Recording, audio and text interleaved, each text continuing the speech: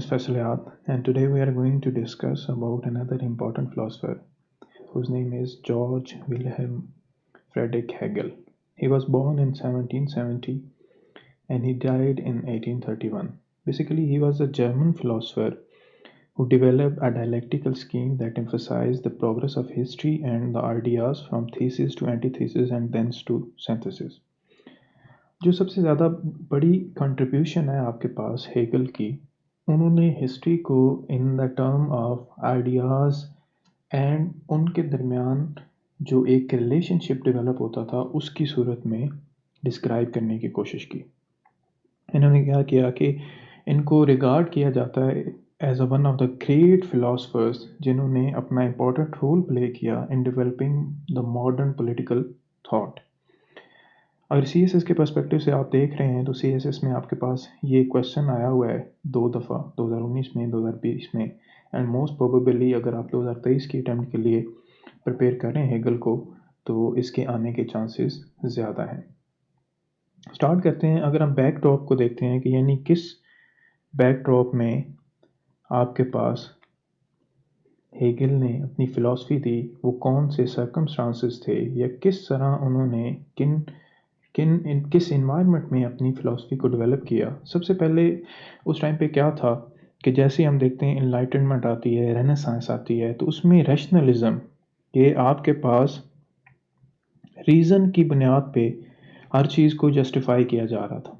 Then उसके बाद ये था कि इंडिविजुअल कि यानी आपके पास इंडिविजुअल की जो वर्थ है यानी यूटिलिटी है, कहा जाए जैसे जेरेमी बेंथम और सारे फिलोसफर्स थे, उन्होंने कहा कि पेन एंड प्लेयर आपके पास 2 सुप्रीम प्रिंसिपल हैं जिसकी बेस पे किसी भी इंसान को क्या करना चाहिए कि कुछ भी जो वो एक्ट कर रहा है उसको देखना चाहिए। सो इसको रैशनलिज्म कहते हैं, रीज़न की बेस पे जस्टिफाई करना, और इंडिविजुअलिज्म यानी आप इंडिविजुअल को प्रेफर करते हैं ऑन ऑल अदर थिंग्स। ठीक है जी, ये इंग्लैंड और फ्रांस में 17 एंड 18 सेंचुरी में जो है वो फ्लरिश कर रहे थे और इन्होंने ही फ्रेंच रेवोल्यूशन को क्या किया कि उसकी बेसिस प्रोवाइड की।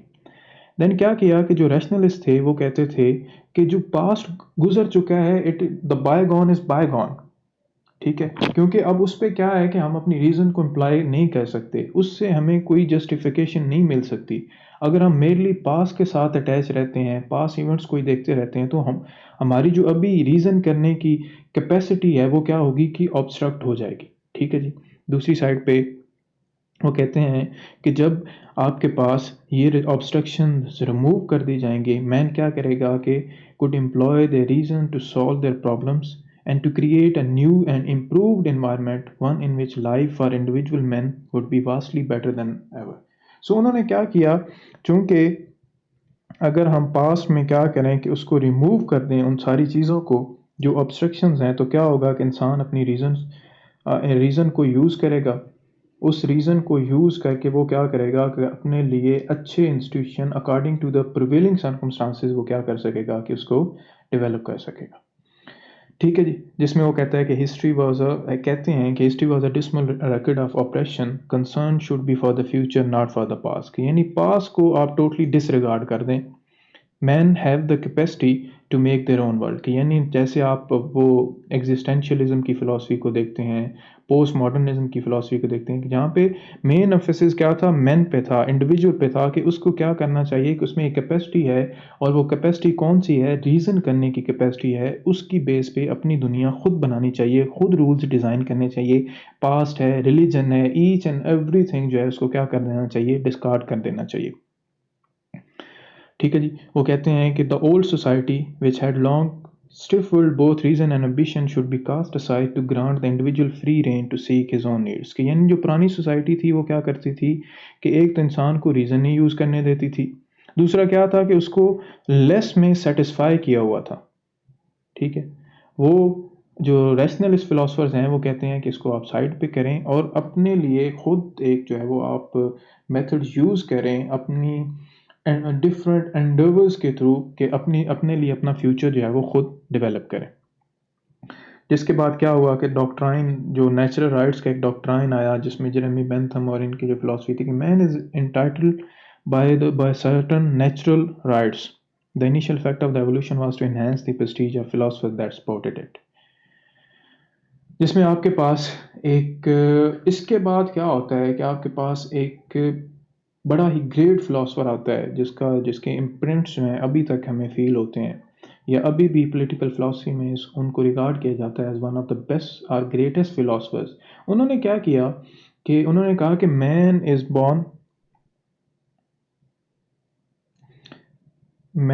Born free but everywhere he is in change. तो उन्होंने कहा कि ये जितनी भी इंसान ने प्रोग्रेस की है उसमें क्या हुआ है कि उसमें इस रैशनलिज्म ने इंसान को सदियों पीछे भेज दिया है। इंसान की प्रोग्रेस जो है ये जस्ट ऑप्टिकल है, यानी ऑप्टिक्स हैं। अगर हम डीपर डिग करते हैं तो इंसान ने कोई प्रोग्रेस नहीं की। So that is why he rejected rationalism all together. Instead of that, he said feeling, emotion, and faith were more reliable than rationality in creating a better world. Burke, he was another greatest philosopher, insisted upon a respect for the past and for the established institution. वो कहते हैं कि past जो है आपका product है collective wisdom का। ठीक है, सो उसको क्या करना चाहिए, हमें डिसरिगार्ड नहीं करना चाहिए। ठीक है जी। सो इनसे सारे सिनेरियो में आपके पास जो हेगल हैं वो आते हैं, और हेगल के जो अगर हम पॉलिटिकल फिलॉसफी को स्पेशली देखते हैं तो उस टाइम पे हमें पता चलता है कि जो जर्मनी था उस टाइम का वो फ्रेगमेंटेड था। ये आपके सामने मैप है जिसमें आप देख सकते हैं कि उस टाइम पे जो जर्मन स्टेट थी वो यूनाइट नहीं हुई थी। जिस तरह आप मैकियावेली को पढ़ते हैं, मैकियावेली में जो बेसिक कंसर्न क्या था कि इटली की यूनिफिकेशन थी। सो इसी तरह आपके पास जो हेगल का बेसिक कंसर्न था वो ये था कि जर्मनी को यूनिफाई किया जाए किसी तरह, ताकि जो डिफरेंट प्रॉब्लम्स हैं, या उस टाइम पे एक नेशन स्टेट का आइडिया जो फ्लरिश कर रहा था, सारी नेशन जो हैं वो यूनाइट हो रही थी, उसको उसको जर्मनी पे भी अप्लाई किया जा सके। वो कहता है कि हमें सबसे पहले हिस्ट्री को स्टडी करना चाहिए। उन्होंने भी रैशनलिस्टिक व्यू ऑफ हिस्ट्री जो है उसको रिजेक्ट कर दिया। उन्होंने कहा कि हिस्ट्री जो है हमारे लिए वैल्यूएबल लेसन्स देती है। हिस्ट्री में डिफरेंट आइडियाज़ थे, उन आइडियाज़ के जब काउंटर आइडिया आता है, फॉर एग्जांपल पहले क्या था कि एक इंसान ने कहा कि यहाँ पे कैपिटलिज्म होना चाहिए, दूसरे ने कम्युनिज्म की बात की, उससे पहले आपके मतलब जैसे जैसे इंसान ने प्रोग्रेस की, ये आइडियाज़ थे कि जिन्होंने क्या किया कि इंसान को प्रोग्रेस की तरफ लेके गया, इंसान ने थ्राइव किया। इस वजह से हिस्ट्री को कोई अनरियलिस्टिक बेसिस पे डिस्कार्ड नहीं करना चाहिए। जिस तरह वो कहते थे कि नए इंस्टीट्यूशन को अप्रूव किया जाए और न्यू इंस्टीट्यूशंस को बिल्ड किया जाए।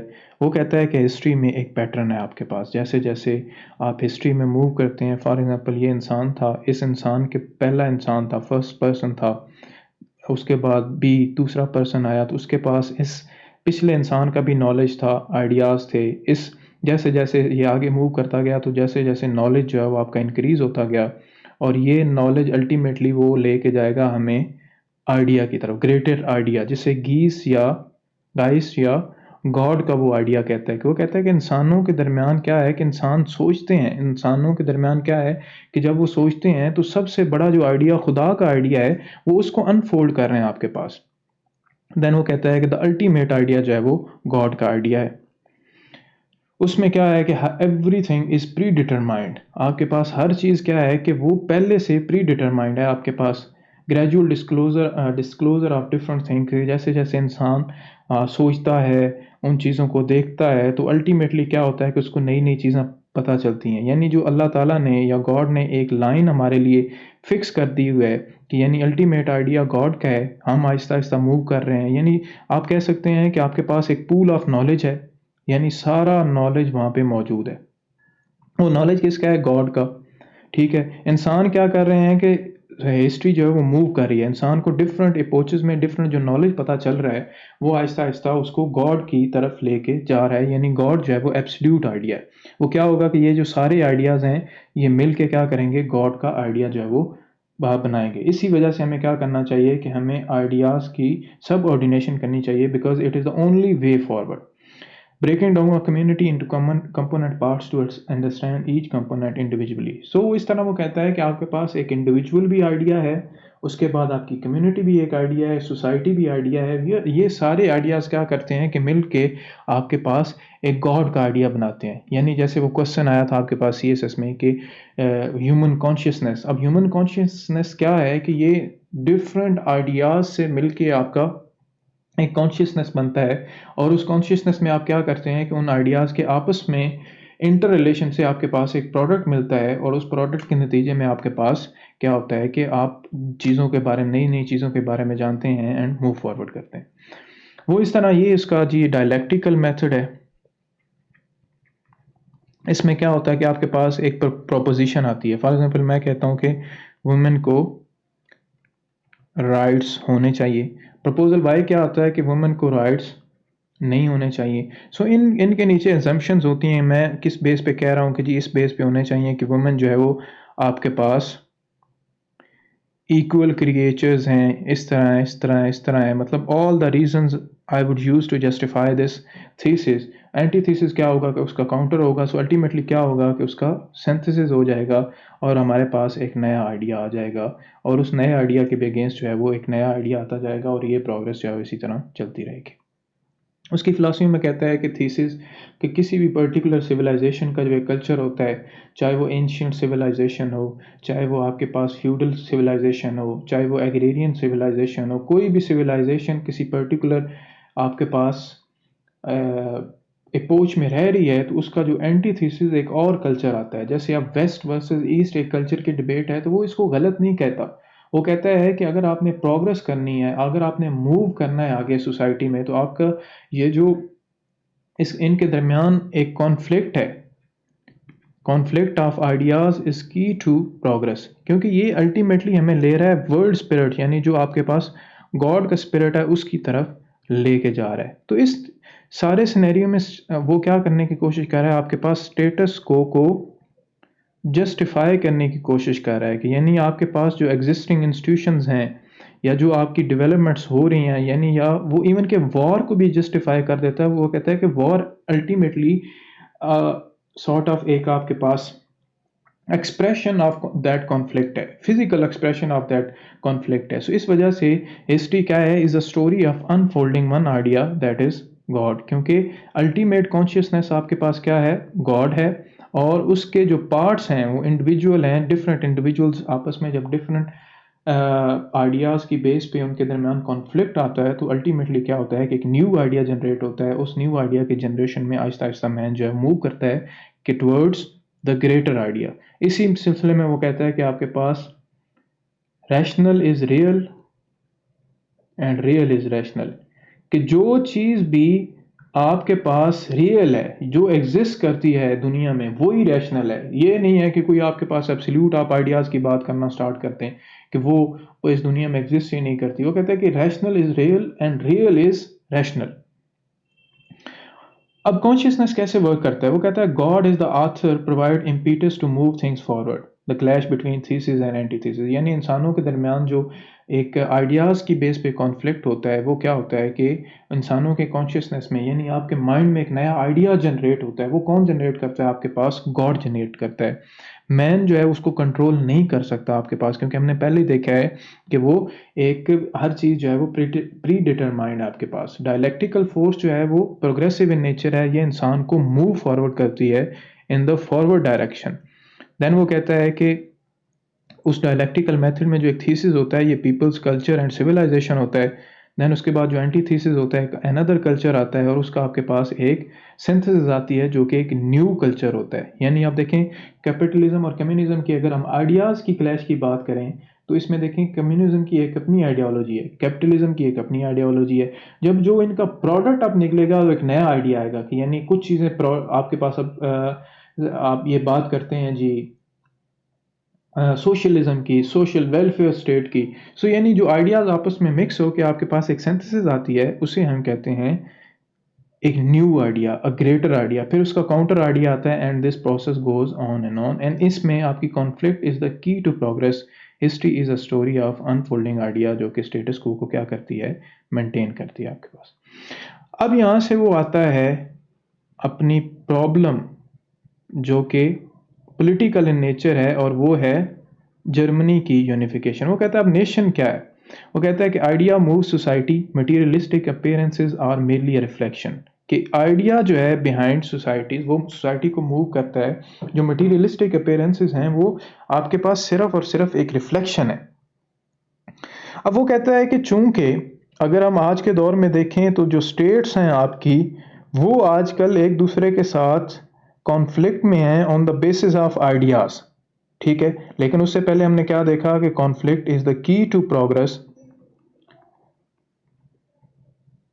ठीक है, सो इसमें उसने कहा कि जो आइडियाज हैं, conflict is the key to progress. So state जो है वो सुप्रीम कर दी उसने। सो यहां से उसने जो जर्मनी की एक प्रॉब्लम थी कि जो इंडिविजुअलिज्म था, कि लोग जर्मनी में रह तो रहे थे लेकिन उसमें पैट्रियटिज्म नहीं था, नेशनलिज्म नहीं था। तो उसने कहा कि आपके लिए स्टेट जो है वो सुप्रीम है, बिकॉज स्टेट जो है वो एक आइडिया को रिप्रेजेंट करती है, और आइडिया को रिप्रेजेंट करती है। दैट इज वाई आप पे क्या है कि ये एक मॉरल ऑब्लिगेशन है to surrender before the state.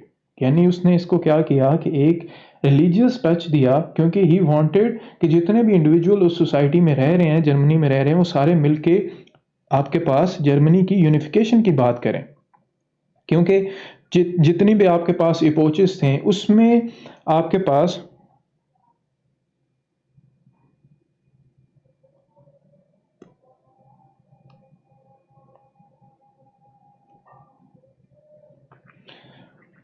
उसमें आपके पास उसमें आपके पास क्या था, जो स्टेट और नेशन थी वो उस आइडिया को एट अ लार्जर स्केल जो है वो कैरी कर रही थी। इसलिए उसने कहा कि हमें भी अपनी स्टेट जो जर्मनी है उसको यूनिफाई करना चाहिए, ताकि वो जो आइडिया है स्टेट का उसको कैरी फॉरवर्ड कर सके। इसलिए वॉर है, रेवोल्यूशन है, ये क्या कर रही हैं कि ये मटेरियल आपके पास, या मटेरियल से ज़्यादा आप इसको फिजिकल अपीयरेंस कह सकते हैं, क्लैश ऑफ आइडियाज। यानी अब फ्रेंच रेवोल्यूशन आई, उसमें क्या था कि एक मोनार्क था, मोनार्क की अपनी एक आइडियोलॉजी थी, लोगों की डिफरेंट आइडियोलॉजी थी, उनके दरमियान क्लैश हुई और आपके पास क्या हुआ, रेवोल्यूशन आ गई। और इसी तरह ये जो प्रोसेस है आपके पास चलता रहता है। The rational is actual and actual is rational, कि जो रैशनल है वो आपके पास वो एक्चुअल है, और जो एक्चुअल है वही आपके पास रैशनल है। ठीक है जी। Germany must conceive a full form consolidated and unified. कि जर्मनी जो है इस वजह से अपने आप को यूनिफाई करे, कंसोलिडेट करे, ताकि क्या हो कि जो नेशन का आइडिया है वो सबसे पहले इस्टेब्लिश हो, और इस तरह हम क्या कर सकें कि जो हमारे पास गॉड की तरफ से ऑब्लिगेशन है उसको भी हम फुलफिल कर सकें। फिर वो आ जाता है आपके पास इंडिविजुअल की तरफ। वो कहता है व्यूज ऑफ रैशनलिस्ट। रैशनलिस्ट ने कहा कि इंडिविजुअल इज सुप्रीम, कि इंडिविजुअल की अपनी एक वर्थ है, वो सोसाइटी से अलहदा। स्टेट के लिए क्या होना चाहिए कि आपके पास वो एंड है, और स्टेट क्या है आपके पास एज अ मीन यूज होती है। ये उस टाइम पे रैशनलिस्ट का आइडिया था। लेकिन इसने क्या किया कि इसने इंडिविजुअल को सब ऑर्डिनेट कर दिया बिफोर द स्टेट। इसने कहा कि जो इंडिविजुअल अगर सोसाइटी में एग्जिस्ट करता है तो उसका जो रोल है या उस पर ऑब्लिगेशन है to surrender before to surrender himself before the state. ठीक है जी। सो इसी तरह उसने कहा कि जिस तरह ओरिएंटल थे, ग्रीक थे, जर्मेनिक में जो वहाँ पे डिफरेंट सिविलाइजेशन रही हैं, वहाँ पे जो लोग थे, इंडिविजुअल थे, उन्होंने अपनी उस पर्टिकुलर नेशन, पर्टिकुलर स्टेट के लिए काम किया। दैट इज़ वाई आज हमारे पास हमने इतनी प्रोग्रेस कर ली है, हमने इतना प्रॉस्पर कर लिया है, और आज हम इस हिस्ट्री में इस स्पेसिफिक पॉइंट पे आपके पास। इसी वजह से उन्होंने कहा कि आपके पास फ्रीडम ये है कि आप सब ऑर्डिनेट जो हो जाएं बिफोर द अथॉरिटी। आपके पास कोई फ्रीडम नहीं है। यानी वहाँ पे जो लिबर्टी की बात हो रही थी, फ्रीडम की बात हो रही थी, उसने कहा कि आपको फ्रीडम और लिबर्टी उस टाइम पे मिल जाएगी, यानी जब ये सारी प्रोग्रेस कंप्लीट हो के जब गॉड आ जाएगा। यानी आप जैसे कह सकते हैं for Muslims that is the final day of the judgment. So मैंने कहा freedom is the subordination to the authority. Happiness isn't the goal is freedom। और freedom क्या है, जब आप ultimate idea यानी जो खुदा का आइडिया, गॉड्स आइडिया, उसको क्या कर लेंगे, अनवेल करेंगे आप। उसके बाद वो कहता है कि मैन क्या है, इंस्ट्रूमेंट्स हैं उस आइडिया को कैरी फॉरवर्ड करने के लिए। इसलिए हम इंडिविजुअल्स पे क्या कर सकते हैं कि आपके पास कोई जजमेंट्स नहीं निकाल सकते। जैसे उसने नेपोलियन को बड़ा प्रेज किया था, उसने कहा था कि नेपोलियन क्या कर रहा है, वो वॉर लड़ रहा है, यानी वॉर लड़ रहा है तो वो जो conflict is the key to progress उसको कैरी फॉरवर्ड कर रहा है। सो इसीलिए उसने क्या किया कि a mean to end of the state and state is a mean to realize the world spirit, कि यानी खुदा की तरफ जाना है। यानी इसको उसने क्या कर दिया कि एक हाइपोथेटिकल एब्सोल्यूट कंसिडर कर दिया कि वहां तक जो है वो पहुंचना ही नामुमकिन था। सो इसलिए उसने जो स्टेट ऑफ जर्मनी थी उसको उसने क्या किया कि जस्टिफाई कर दिया आपके पास। वो कहता है कि हीरोज जो हैं वो बीकन ऑफ चेंज है, therefore there should be no judgments for their immoral और वायलेंट एक्ट्स आपके पास। उसके बाद वो कहता है history doesn't care about petty individuals, के हिस्ट्री सिर्फ उन इंडिविजुअल्स को याद रखती है जिन्होंने उस आइडिया को आगे हिस्ट्री में मूव करने के लिए अपनी कंट्रीब्यूशन जो है वो प्रोवाइड की है। वो कहता है कि इंडिविजुअल उसी टाइम पे इंपॉर्टेंट है जब वो सिटीजन है। यानी सिटीजन्स क्या है, सिटीजन जब वो स्टेट का एक आपके पास पार्ट है। स्टेट क्या है कि आपके पास गॉड का इंस्ट्रूमेंट है, जैसे हम इस पे पहले बात कर चुके हैं। उसका पर्पस क्या था, नेशनलिस्टिक था, ताकि तमाम लोगों को आपस में इकट्ठे करके जर्मनी की जो यूनिफिकेशन है उसकी तरफ लेके जाया जाए। देन उसके बाद उसने क्या किया कि जो उस टाइम पे जो इंडिविजुअल फ्रीडम के नाम पे डिफरेंट वहाँ पे फोर्सेस एग्जिस्ट कर रही थी, उन फोर्सेस को उसने क्या किया कि प्रिवेंट किया by giving an a very unique idea of freedom और a very unique idea of absolute idea जो कि गॉड का आइडिया था। और उसमें उसने कहा कि स्टेट को इंस्ट्रूमेंट के तौर पे लिया, क्योंकि स्टेट जो है वो कैरी फॉरवर्ड कर रही थी the mission towards unveiling the absolute idea. So individual की फ्रीडम जो है वो नहीं थी। उसने स्ट्रॉन्ग लीडरशिप की बात की, जैसे उसने कहा कि अभी फ्रीडम की ज़रूरत नहीं है, सारे लोग मुस्तकबिल में आज़ाद होंगे। कब आज़ाद होंगे, कि जब आपके पास सब लोगों को फ्रीडम जो है वो रियलाइजेशन हो जाएगी, गॉड का अल्टीमेट आइडिया जो है वो रियलाइज हो जाएगा। सोसाइटी सुप्रीम है। वो कहता है कि राइट्स और लिबर्टीज़ आपके सोशल हैं, जितने आपकी सोशल स्फेयर में जो स्टेट आपको दे रही है उतना ही आपको those are the only rights and liberties, और वो भी उतने ही अलाउ हैं जो स्टेट की यूनिफिकेशन को या स्टेट को डिस्टर्ब ना कर लें। सो इस यहाँ से हमें इसमें अथॉरिटेरियन जो है वो टेंडेंसीज दिखाई देती हैं। अकॉर्डिंग टू रसल, जो हेगल है आपका, वो एन ऑड वन आउट है कि इसकी फिलॉसफी नहायत ही कम्प्लेक्स और नहायत ही कम्प्लिकेटेड है। ठीक है जी। Society should follow dictums of law. उसके बाद इसने एक साइड पे गॉड की तरफ लेके जा रहा था, देन सेकुलरिज्म की बात कर रहा था। सेकुलरिज्म अगेन इसने मॉन्टेस्क्यू की तरह कहा था कि अगर तो वो जर्मनी की यूनिफिकेशन में कोई डिस्टर्बेंस क्रिएट कर रहे हैं या फिर वहाँ पे कोई हिंड्रेंस क्रिएट कर रहे हैं, तो देन आपके पास क्या है कि वो आप उसको चर्च की मोनोपली जो है उसको कर्टेल कर सकते हैं, बिकॉज वो क्या कर रहा है कि वो गॉड का जो आइडिया उसकी तरफ जाने के लिए हमें हिंड्रेंसेस जो है वो प्रोवाइड कर रहा है। कंक्लूड अगर हम करते हैं हेगल को, इसका पर्पस क्या था, कि पर्पस ऑफ स्टेट क्या है, कैरी फॉरवर्ड द आइडिया। और इसमें भी उसकी जो मेन आइडिया था वो ये था कि जर्मनी की यूनिफिकेशन। फिर इसने इंडिविजुअलिज्म को बिल्कुल डिस्कार्ड कर दिया। इसने कहा कि वॉर इज़ यूज़फुल। ये हमें कम्युनिज्म की तरफ भी लेके जाता है, फैशिज्म भी दिखाया जाता है। कम्युनिज्म मतलब सबसे पहले इसने कहा कि एवरीवन इज़ इक्वल। फैशिस्ट किस तरह है कि वो जो एक आपके पास फैसिस्ट स्टेट है उसमें एक कॉन्सेप्ट होता है स्टेटिज्म का, कि स्टेट अबव एंड बियॉन्ड। तो इसने भी वही आपके पास जो स्टेट का आइडिया उसको अबव एंड बियॉन्ड जो है वो कंसिडर किया। देन इसने जर्मन यूनिफिकेशन की बात की। इसमें हमें रिलीजियस बेंड दिखाई देता है एंड, लेकिन उसको इसने यूटिलिटी के तौर पे यूज़ किया to justify his philosophy. Then इसमें हमें नेशनलिज्म दिखाई देता है। देन हमें, जैसा कि स्टार्ट में हमने बात की कि मैकियावेली और हेगल के दरमियान बड़ी एक रिमार्केबल आपके पास एक कंपैरिजन ड्रॉ कर किया जा सकता है, क्योंकि वो इटली की यूनिफिकेशन की बात कर रहा था और ये जर्मनी की यूनिफिकेशन की बात कर रहा था। उसके बाद इसमें हमें अथॉरिटेरियनिज्म, मतलब ईच एंड एवरीथिंग इसने क्या कर दिया, सबऑर्डिनेट कर दिया बिफोर द स्टेट। इंडिविजुअलिज्म नहीं है इसमें।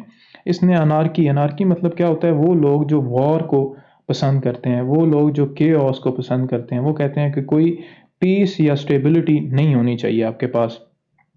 फ्रीडम को इसने बिल्कुल सबऑर्डिनेट कर दिया बिफोर द स्टेट। उसके बाद इसने जनरल इंटरेस्ट को प्रेफर किया ओवर इंडिविजुअल इंटरेस्ट। और जनरल इंटरेस्ट भी क्या था कि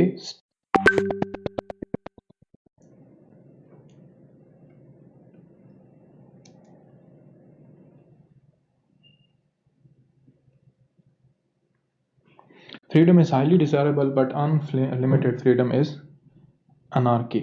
ठीक है जी। So that was all for today. ये आपका जो हेगल की फ़िलासफ़ी थी उसमें ये चंद एक बातें थी। अपार्ट फ्रॉम दैट हेगल की फ़िलासफ़ी काफ़ी ज़्यादा कॉम्प्लिकेटेड है, जिसमें वो मेटाफिज़िक्स की बात करता है, दूसरी सारी चीज़ों की बात करता है। So this was all about political aspects of Hegel, कि किस तरह उसने एक रिलीजियस बैंड को यूज़ करते हुए जस्टिफाई किया आपके पास जो जर्मनी की यूनिफिकेशन थी। तो आपने इस सिनेरियो को सामने रखते हुए जो पहले क्वेश्चन दिया गया है उसको अटेम्प्ट करना है। Thank you very much.